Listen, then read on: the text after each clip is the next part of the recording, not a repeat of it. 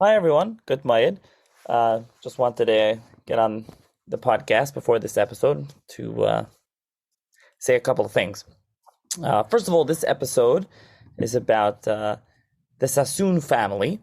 I wanted to do something a little bit lighter for Chalamoid. It's a very interesting uh, history of the family, whether you've heard of them or haven't heard of them. The book referenced, under discussion in this episode is a very nice read. Uh, so covers a decent amount of time, more modern history, but it's a good read if you're interested. Additionally, when we recorded this episode, we made reference to the Sassoon Codex, which, when for sale, it was kind of in the news. The famous Codex, this Tanakh, and that I don't think I think it wasn't sold yet. So it's, as far as I remember. So it did sell for 38 million, a little bit more than $38 million, and it was donated to a museum in Israel. So as a postscript to this episode. Additionally, just some programming notes, because this is kind of Chalmoid, it's kind of in between. So I don't think there'll be a Spain series episode this week. Chalmoid, people are busy. This is the one episode. You can listen to it if you want. Listen to some old episodes if you haven't gotten to them. And then going forward, I'm not sure if there'll be a Spain episode next week, or just a regular one, because it's kind of like Monday, right after Yom Tov, etc. But we'll see. But going forward, there will be Spain episodes. I think there's 4 more now. There might end up being 1 more part of the series. I don't anticipate making it bigger. I may have related, there will be related Spain episodes released down the line, but maybe now everyone's like Spained out. I don't know. So, but we'll see. But after that, I do envision at some point, pretty soon after, continuing on with the series kind of theme and starting the new series, The 10 Lost Tribes in Jewish Consciousness, on the Aseres HaShvatim. I think it's a pretty fascinating series. Of course, I'm the one who put it together, but I think it's a lot of fun, really exciting. There's a fascinating cast of characters. The characters on discussion, not the guests. Great guests. You should really enjoy it. So stay tuned for that. And I probably covered it, but if you have ideas, I really am taking ideas on that. I know in Spain I said it, but this one I'm not finished recording. I have a couple episodes still, so to record. So if you have ideas for that, email me, svarimchatter@gmail.com. But more than ideas of a topic and a guest. It has to be a potential guest. Just the topic, it's not really going to help. So if you have an idea of a topic and a potential guest for that series, please email me, because I'm working on that. Additionally, I'm working on that series. I should say already here, anyone who listens to the podcast know that Shabbos AC series and the Spain series is generously sponsored by Glock Plumbing, very good friend of the podcast and sponsor, and they'll also be sponsoring the Aseres HaShvatim 10 Lost Tribes series. I'm also planning on doing a mini series on the Chida. I did an episode on the Chida, Chaim Yosef David Azulai, the famous Shadar, and Gadladar, really, who lived in the 18th century and died in the early 19th century in Italy, and then now he's at Harmanuchas, was moved to Israel, famous author of countless svarim, bibliographer, historian, Talmud Chacham, everything. So I did an episode with Maishi Maimon on the Magal Tov, which is the Chida's diary, and that went over really well. The stats were terrific. I got great feedback on that, and then we really only focused on the first part of it. So the idea is to do a series on the Chida, an episode on Shem Agdalim, his famous bibliographic work, kind of a lot of history and bibliography in there. Also on his life, just his full biography. Magal Tov is about like his diary, but in his full life. Also his other works, famously his Pirkei Yosef. And Shasi also has Chemes Hanach. He has endless farm on Agadata, Pesach Hanayim, and others. He has farm, he has drushes. He has endless farm. So we'll do maybe an episode on this farm, and then maybe another episode on this Magal Tov Part 2. We'll see. If you have ideas about that, email me, and if you'd like to sponsor that series, email me as well, svarimchatter@gmail.com. And then there's other potential mini-series that I'm working on now. So that's kind of programming note going forward. I don't know, figured now's a good time, Chalamoid, a good time as any. Additionally, if anyone would like to sponsor an episode, a good bunch, I'd say, of the forthcoming, the episodes coming soon have been sponsored already, and I thank those sponsors that have sponsored them. But if you would like to sponsor one, you can. So email me, svarmchatter@gmail.com. Also, you can just use the link in the show's notes via PayPal, or you can use Zelle, Chase QuickPay, svarmchatter@gmail.com. And additionally, you can just give any amount if you just want to help support the podcast monetarily. I appreciate it in any amount, $18, $25, $36, $50, whatever it is. Some people gave recently before Yom Kippur. And so if you want to do so, I do appreciate that. Again, there's a link via PayPal, or you could do svarmchatter@gmail.com. That's Zelle or Chase QuickPay, or you can just email me. So, and of course, if you can please subscribe to the podcast wherever you listen, Apple Podcasts or Spotify or 24/6. And if you use Apple, if you can rate and review. And sorry for the long-winded intro. I just wanted to fill the listeners in with the, future goings on the podcast. And have a good Moed and good Yom Tov. Hi, everyone. Welcome to another edition of the Farm Chatter podcast. On this episode of the podcast, I'm going to be joined by Professor Joseph Sassoon, who is the director of the Center for Contemporary Arab Studies and a professor of history and political economy at Georgetown University. And we will be discussing the Sassoon family, the great and kind of famous Sassoon family. Professor Sassoon wrote a book about them titled The Sassoons, the Great Global Merchants and the Making of an Empire. So thank you, Professor Sassoon, for joining me. Thank you for having me. So let's start off. Tell the listeners a little bit about yourself and your background. So I was born in Baghdad and grew up there, but the conditions for the Jewish community began to deteriorate after 1967. And in fact, Jews were not allowed to leave the country. By the early 1970s, not only you were not allowed to leave the country, but you were not allowed to leave the city you were living in. So it was really doubly difficult to get out of the country.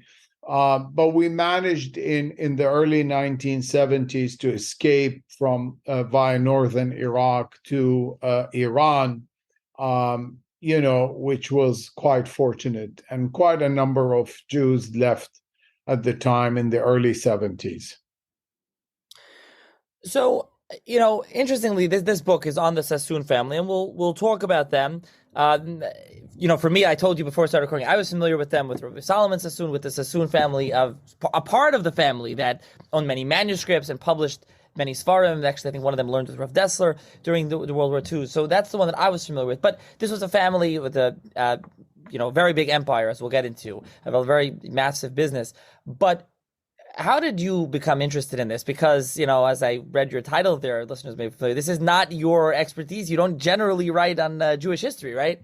You are absolutely correct. I actually was working in Oxford University during a fellowship on a book about authoritarianism in the Arab world. And out of the blue, I received a letter from someone also called Joseph Sassoon, who lived in Western Scotland, and saw an article of mine about the events in the Middle East, and he wanted to ask me whether we are related. And one thing led to another. I spoke to him, and he started telling me about the family. And then I got a little bit interested, and I went to the archives in London. And then that summer, while in England, I took advantage and went to Western Scotland to see him. And that really was the first spark of interest, in the sense that, he was showing me pictures of the weddings of his grandmother in St. Petersburg, other pictures of the family. And I have to say, I got, my interest was piqued. And then I saw something about the National Library in Jerusalem having some material. I emailed the archivist, and sure enough, I got a very detailed answer. Yes, that they have archives, and I'm most welcome to come and visit them. And I thought, since London is just a few hours, I flew there thinking it's just 2-3 days. And the minute I looked at the amount of material they have, tens and tens of thousands of all the family correspondence was there, and the vast majority of them were in the Baghdadi Jewish dialect, which is really a combination of three languages. It's the Baghdadi dialect, it's in Arabic, but written in Hebrew letters. And there are also words in it from Persia and the Ottoman. But I realized why it has not been used, and I realized that this is a great story to be told, because I didn't want to just interview a few people and put few pictures.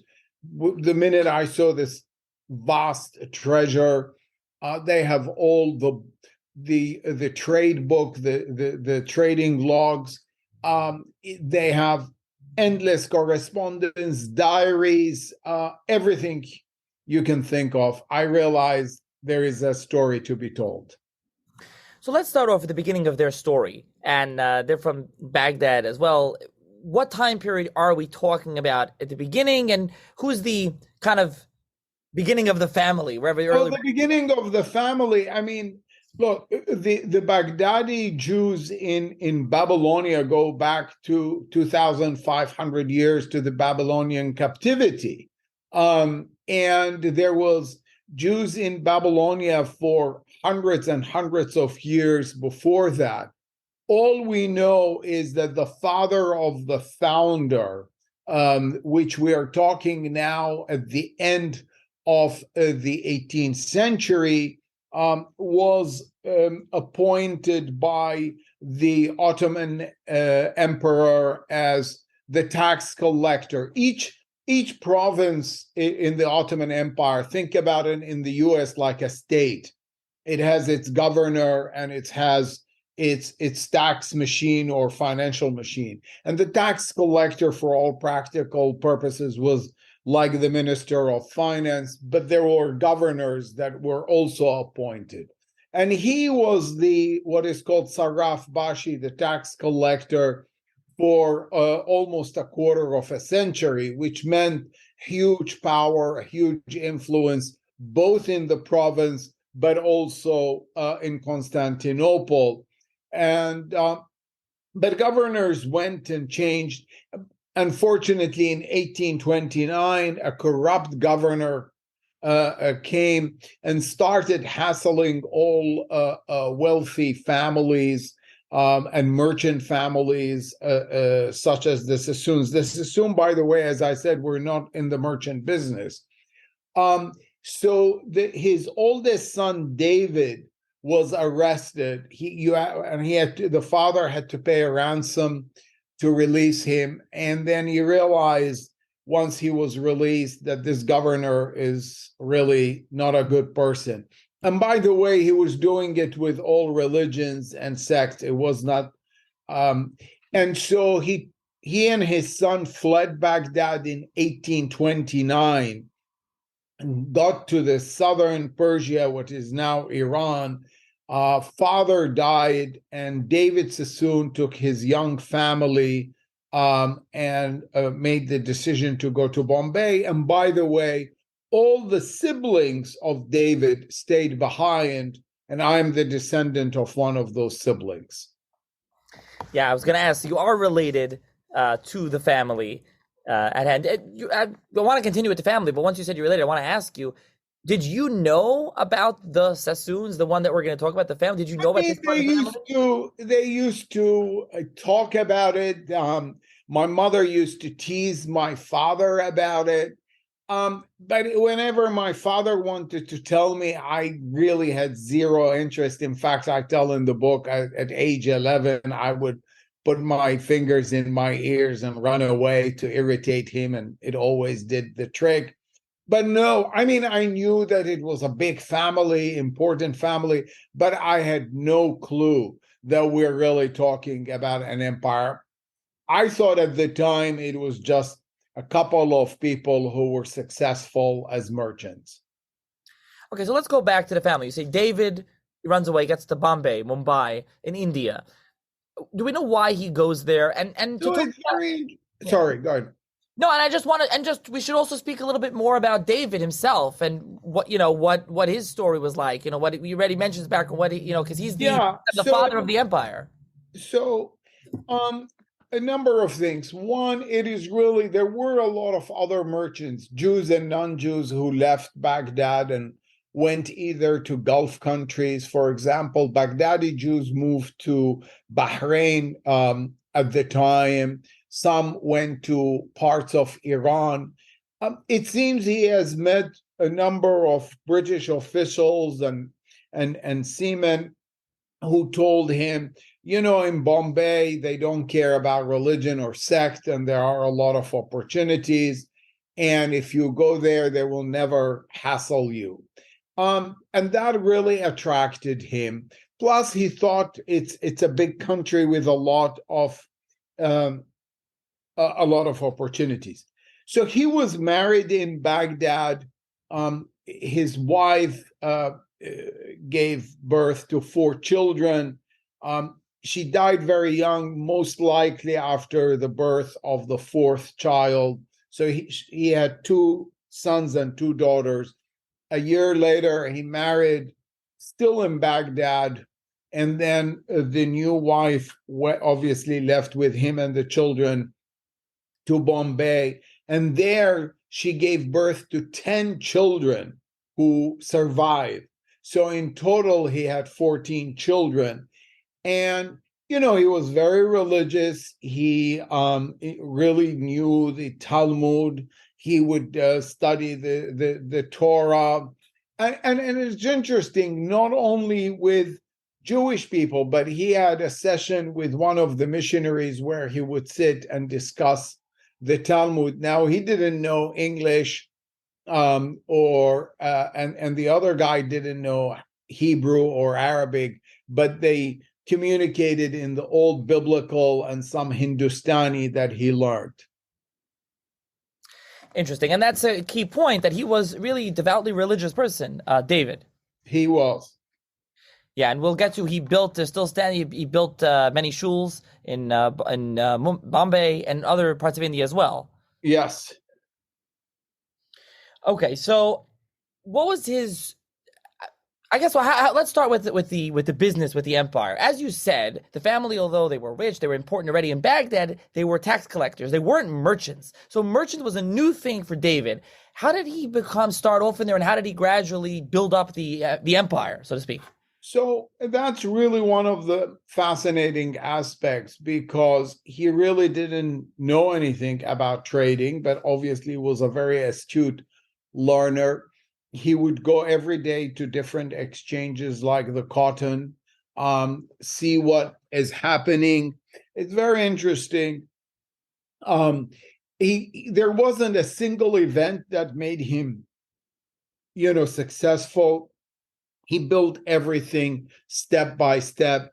One of the things that has really piqued my interest, that while he was at the cotton exchange every day talking to traders, and by the way, Bombay at the time had a lot of entrepreneurs, both foreign, like European, but also Indians, and he would learn from them what's happening.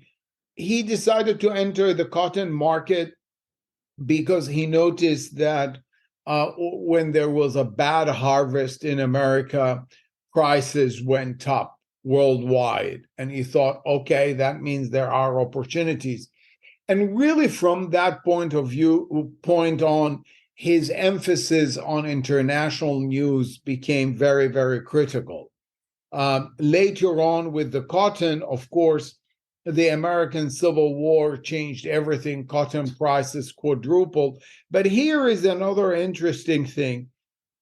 He sent one of his sons, a few years before the war, to London because he believed that this is now the financial center of the world. It was the largest empire and the most important superpower. And having the son during the American Civil War near the British authorities, near the British news agencies, gave them an edge. So that really helped them, like you say, when it came to cotton and when they came to the American economy because of the Civil War. Right. Now, kind of the biggest part of the family's trade really was opium. Um, how did they get into that? If you want to, well, I guess let's also describe basics of opium and the opium trade and how in China for listeners who may not be familiar with that as well. Sure. So in 1830, now, first of all, opium exports and trade has been going on for hundreds of years, long before David Sassoon arrived in India. The East India Company, which controlled India for 200 years or more, had a monopoly on the trade. But in 1839, there was the first Opium War, where Britain fought against China to force it to open its ports to international and foreign traders, but also to allow opium trading as opium became a legal commodity. There was a second war later on, 10 years later, where France and even the US were partly involved, forcing China to be totally open to foreigners and legalized completely by 1857 the opium trade. I think you're right. I think listeners, react differently to the word opium, but it has to be put in context. One is opium has been known in China and India for 5,000 years. Even today, peasant women would use it when their babies are teething. Second, it's important to know that opium was a legal commodity until 1909, and you could go to any pharmacy in New York or London or Paris and ask the pharmacist for a cure for your headache or your stomach, and the pharmacist will advise you to give you some opium. It was the most valuable commodity that was traded for 25 years, and it was quoted every day in the financial papers, no different from gold and silver. And basically, opium trade continued in essence until World War I. And right, so as you say, opium is a drug. It comes from the flower, and this was a big trade. Now, although it had been going on for a while, how did the Sassoons, especially David, get involved in this very lucrative trade? I mean, it started, if you look at the archives, he was really nowhere compared to other Indian or British traders. But as time by, one of the things with his sons and sons-in-law, he created an incredible network around. He sent his second son, Elias, to China, who spent there for 5 years, exploring, creating contacts with traders, with agents. And again, slowly but surely, step by step, he built contacts. The trading was not just opium. There were a lot of other commodities. There was rice, there was wheat, there were pearls, there was sometimes gold. And also they went into the shipping business, maritime insurance. But by the way, they were never in the banking sector at all, or never in the money lending business. Yeah, I think you mentioned this a couple times in the book. This kind of the like anti-Semitic trope, like Jews are lending money and money lending. That had nothing to do with their business. They were merchants. Absolutely. So you mentioned something there that's very interesting, and that you really discuss a lot in the book, which is how they opened up many branches, and that really was a key part of the family's success from David, and after his death to Abdullah. We'll get to him because, as you say, I mean, they was in England, they were in India, and they were in China, so they were in Hong Kong eventually, right? They were in multiple locations. So, can you speak a little bit more about how did that really play into the success of the company, the empire? So there are two things which are not different from anything in any good business today. That is information and network. And by David establishing a network of his family, but also of trusted agents and counterparts, he also began to obtain incredible information. I mean, the business was relatively sophisticated. I'll give you one example. They started trading silk. China has silk, but sometimes suddenly they hear from one of the brothers or one of the sons that the harvest of silk in Italy is really bad. So they immediately started buying because they thought prices will go up. So there was almost these arbitrage opportunities, which are based on, again, network and information. And they were really very, very good in establishing this. They also, part of the tradition of the Arab tradition, being an Arab Jew, is hospitality. They knew how to create these contacts with officials, British, Indian, and even with the Prince of Wales, they became very close even before they moved to England after his visit to India. Yeah, and we'll get more into, you say, the prince and politics. But another thing about that about the different branches is that I was gonna say it's unique, but I'm gonna ask you if it was unique, that each branch kind of operated independently. So what does that mean, and what did that kind of do for the business? Yeah, I mean, it's interesting. It's a system that in the late 20th century, investment banks adopted to control risk. That each branch has its own operations of risk analysis. It emanated from the fact that he thought, as he's sending his sons to those far places in Japan, in China, in India, in Indonesia, how they're going to make decisions and take risk and understand risk if every time they lose money, well, the father is paying. Every time they make money, the father is benefiting. So he wanted them to understand, to be really entrepreneur and learn risk reward ratios. From that point of view, and also given the fact that an average message took 3 to 5 weeks, if you're stuck in Kyoto in Japan and you want to ask about, should I buy, by the time the letter goes and the letter comes back, 2 months have passed, the opportunity has gone.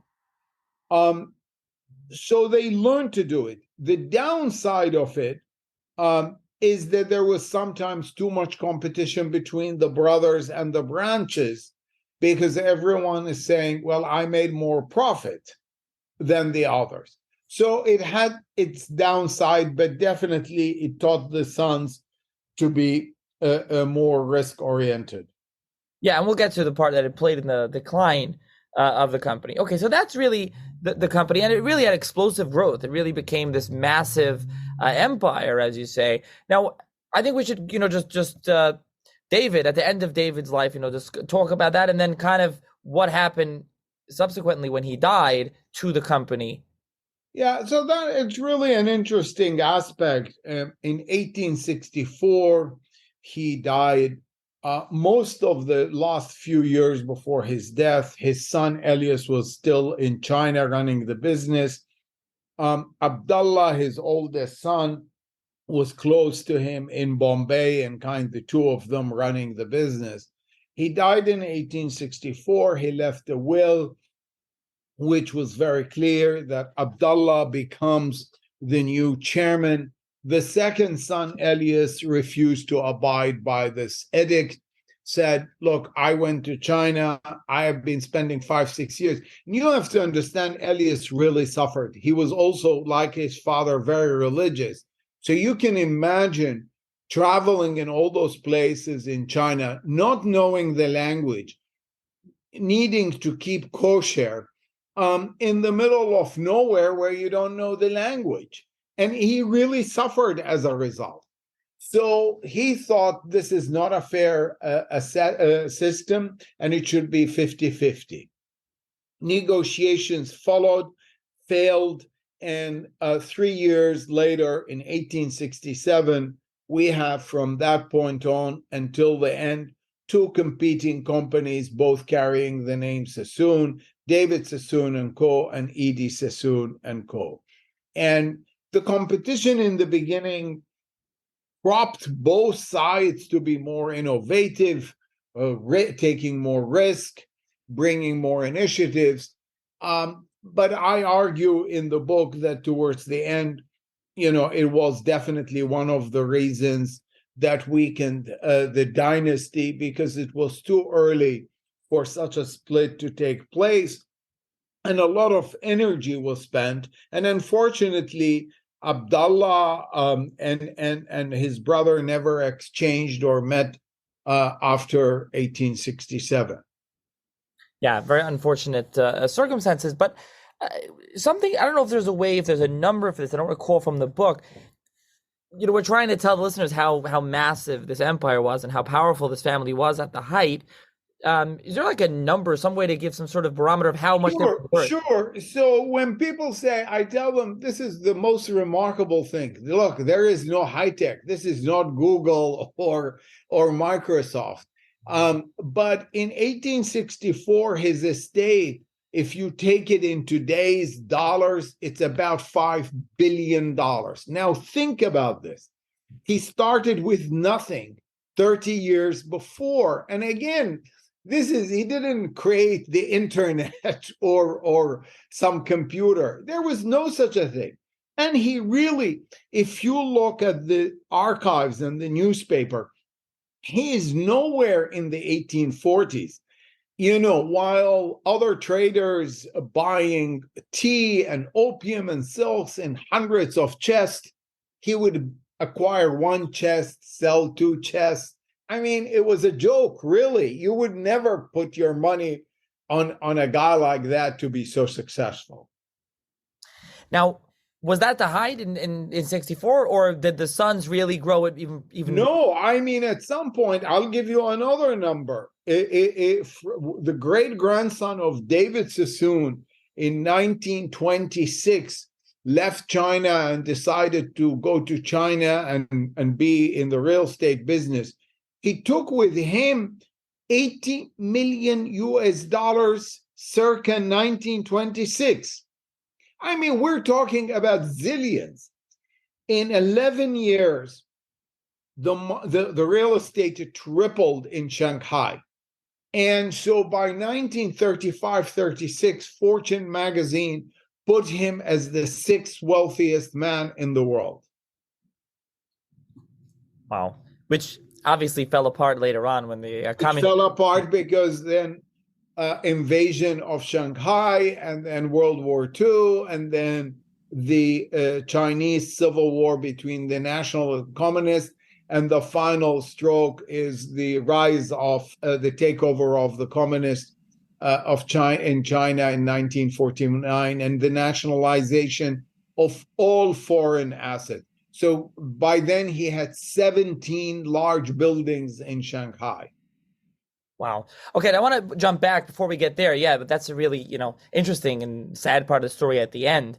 But so Abdallah, you mentioned he takes over and Elias takes over the ED. So there's kind of two competing companies. How is Abdullah's management of the company, and how does that go on? Very similar to his father, a lot of micromanagement, very hard worker. But as time goes by, he's more and more attracted to move to London. He convinces himself that, this is the epicenter of the finances, and a company like him should be there. Even before he moved to London, he was knighted, so he changed his name. And by the way, he was the first Jew also to be accepted to the Guild of the City of London, which was a huge honor. So in 1872, he becomes Sir Albert. In 1873-74, he moves to London and receives that a great honor. And before his death, he also gets appointed as a baron.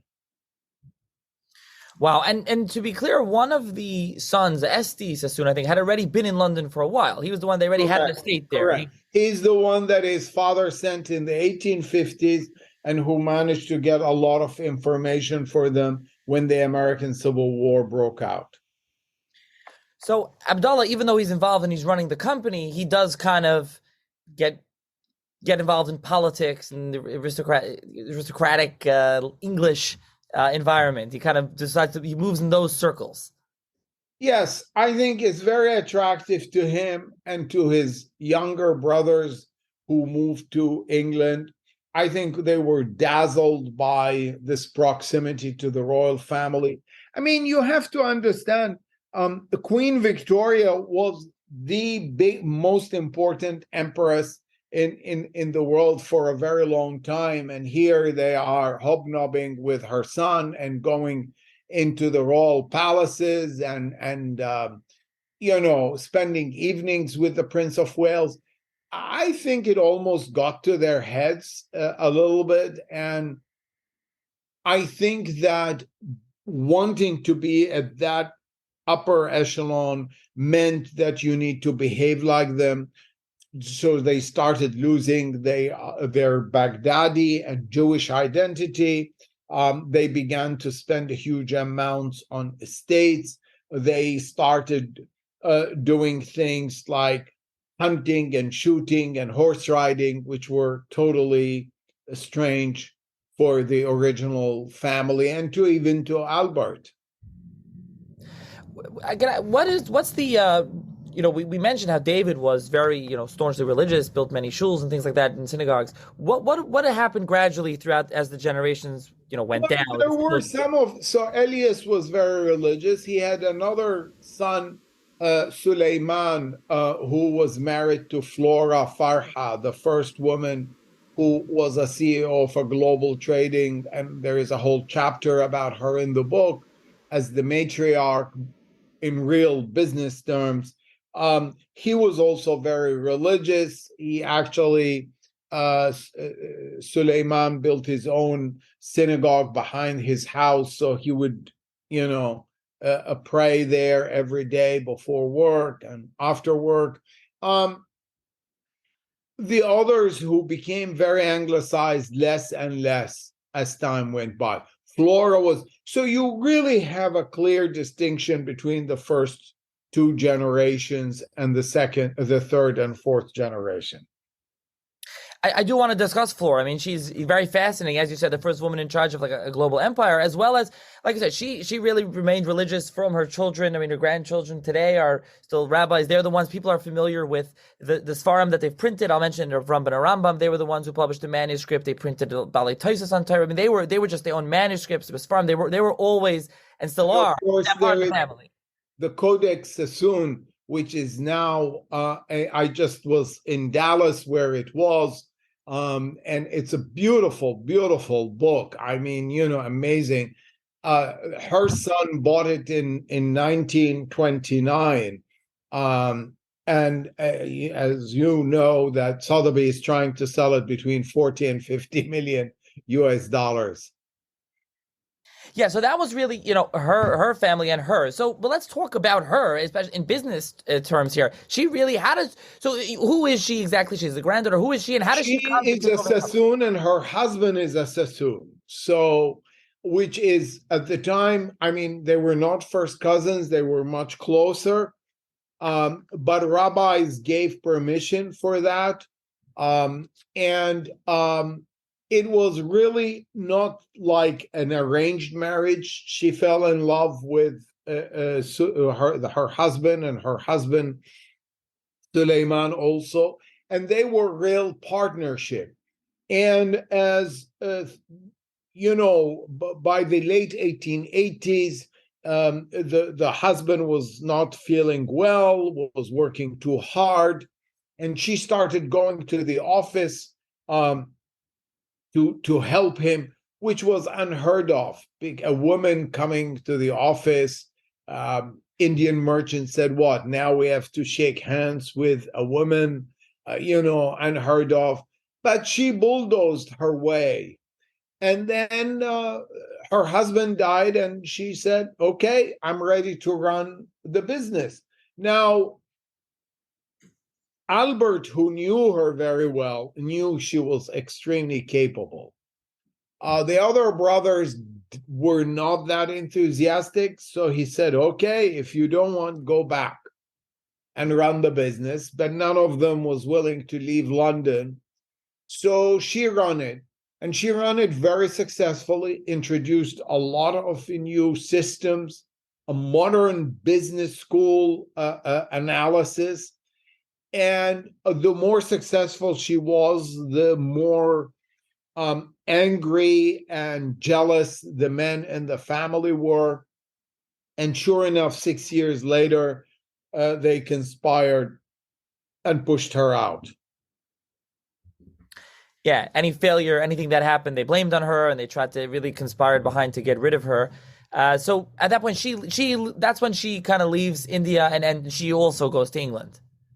Correct. In 1901, she packs and leaves India, and she goes to England. She decides she has nothing to do with the business.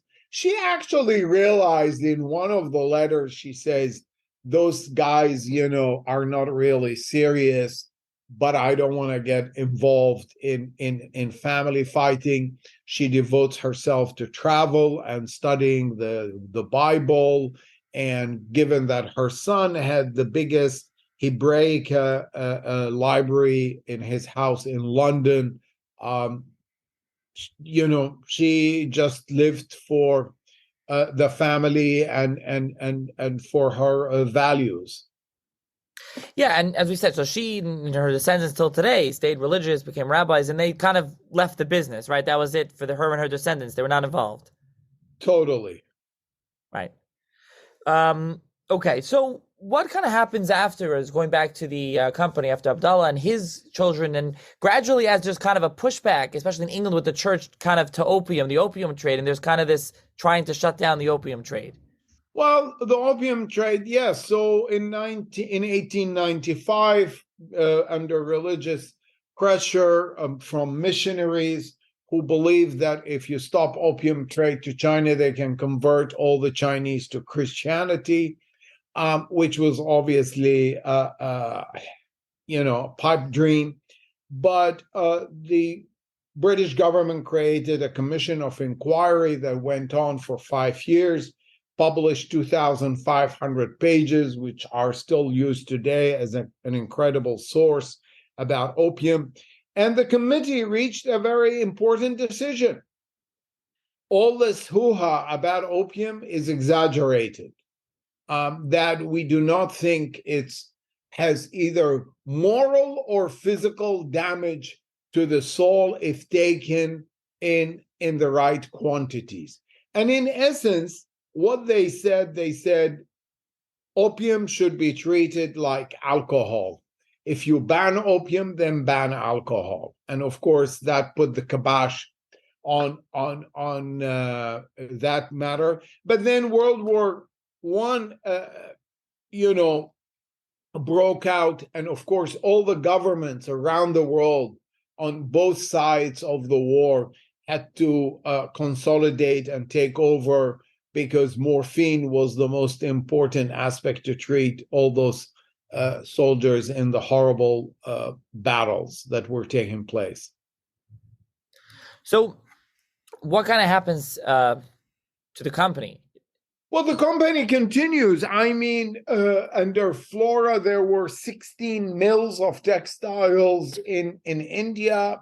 As I said, there were now more investments in banks, in shipping companies, in investments in sovereign bonds. The business continued.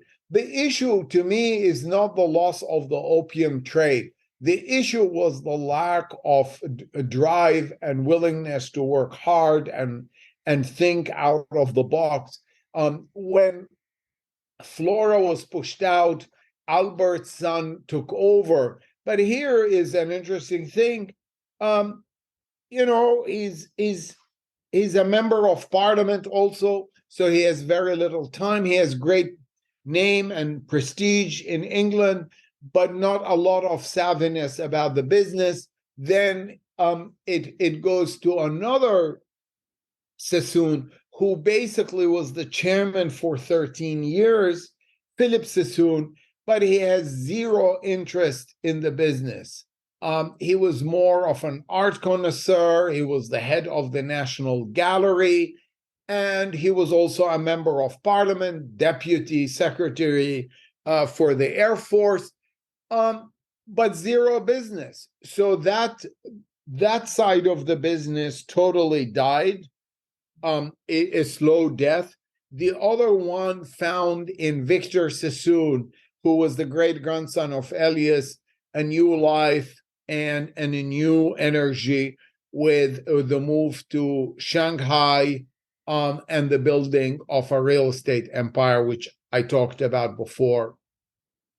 Yeah, I mean, interestingly, something about the book that's interesting is that first of all, the book is very readable. It's like for general public almost, and um, there's a lot more, of the family. You go more in depth in the book, and we talked about here. And each chapter is very nice. You give the years in the beginning of what the chapter is going to discuss, and then there's a kind of a family tree in the beginning on the first page of each chapter of who will be discussed in the chapter. So it's you can kind of, there's a lot of Sassoons going on and similar names, but it's kind of, you can keep track for the reader. And there are a lot of pictures. Yes, a lot of pictures from the family, which is very interesting to see as well. I mentioned they became involved in aristocracy, and you do see that. You show some pictures of those lavish weddings and some of who they kind of married into in Europe. Now, another thing. Kind of the one more thing I would mention about before we go to the Edie Sassoon Co. and Victor, but with David Sassoon, kind of the company kind of eventually, like you say, falls apart. Some of the descendants as well, are not religious. They even married non-Jews. Yes, I mean, so what is really interesting, there was talent in the family, but not in business. And the combination of the total loss of identity. So there is the famous Siegfried Sassoon, who is one of the most famous poets in World War I. And you ask any school child in England, they can recite for you from Siegfried Sassoon. But think about now they are called Siegfried, which is not David or Rachel or Elias or Abraham. And so everything has changed. There was Rachel Bear Sassoon, who married out, but also she became a national editor of the largest newspaper in England.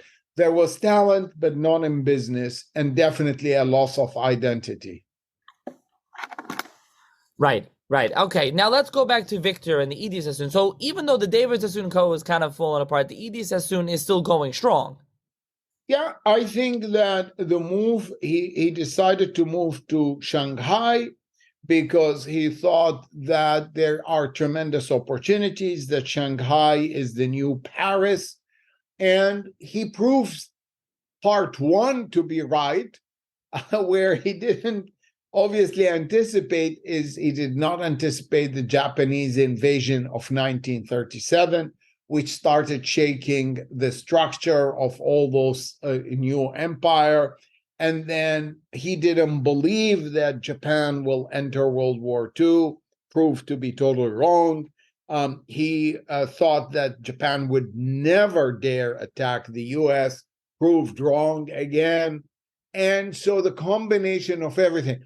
And frankly, by 1945, the writing was on the wall that the nationalists might not hold and the communists might take over, but there were no buyers. I mean, I saw in correspondence his desperation to sell even at 15 cents to the dollar. But who is no one in their right mind would buy under these circumstances, and a civil war going on, which no one knew how it ends. Yeah, it's kind of sad at the end. I mean, Victor's a colorful figure. Very colorful. Yeah, and you talk about he ends up in the islands and married at the end of his life, kind of very colorful, and there's pictures of him and discuss a lot about him. But it's kind of sad where the Victor Sassoon company, the Edie, Sassoon company goes, and the David Sassoon company, it's almost like it parallels the beginning and the end, where kind of the beginning is kind of this like you said, in 30 years, David Sassoon was $5 billion in today's dollars. But then at the end, I mean, today they just end up nothing. This company is completely gone. Yeah, it's really, the book is two parts, is the rise and it's the demise. And it's the rise because they understood all the changes that were taking place in the world. And the demise, paradoxically, is because they did not understand the events that were taking place in the world. They did not really understand nationalism on the rise, that the British Empire is not the same empire at the end of World War One. But most importantly is the lack of drive, the lack of this hunger, the willingness to work hard. That all fizzled out, and that definitely can end any company in any era.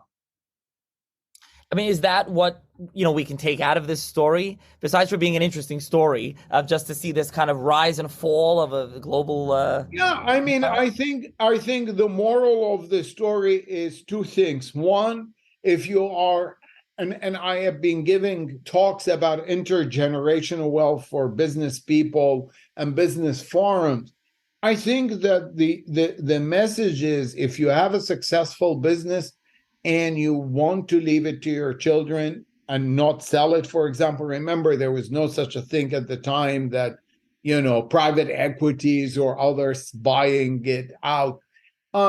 You have to think about who comes in the second generation. They didn't bring outsiders because they wanted to be only family. When they brought outsiders, it was too late. And second, the moral of the story is that you have to figure out, Abdallah was a great choice at the end of the day and run the business successfully. But Abdallah didn't do a good job in leaving it to someone, because he should have known that his son is more interested in British politics and high society than the day-to-day business of trading and investing. Absolutely. Okay, so I will link to the book. Like I said, the book titled "The Sassoons: The Great Global Merchants and the Making of an Empire," published by Pantheon Books.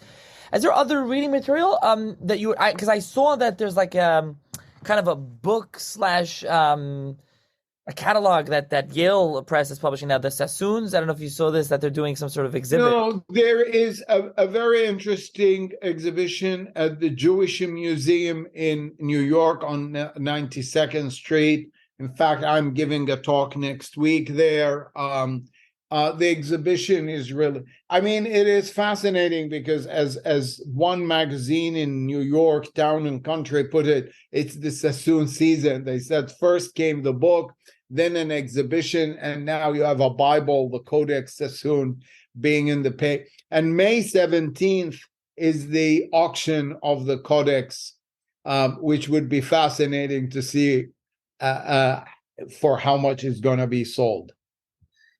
Yeah, I assume the podcast will come out after that. So if I'll add it on, I'll add on a little clip at the beginning, tell listeners how much it sold for. Yeah, that's what I'm talking about. Yale Press is, like, in conjunction with the Jewish Museum, put out some sort of like a book slash catalog of the exhibit. And as you said, first came your book, then came that exhibit, and there's some sort of accompanying, not a story like yours. It's kind of has to do with the exhibit as well, which is very interesting. And as I mentioned, for listeners of the podcast familiar, many Svarim that people still use today, the new edition of Rambam and Rambam, Svarim of the Baalei Tosfos, were published by the family from manuscripts that they had. And so, their kind of legacy lives on that way as well. So thank you, Professor Sassoon, for joining. Thank you very much. Much appreciated. And good luck. Thank you.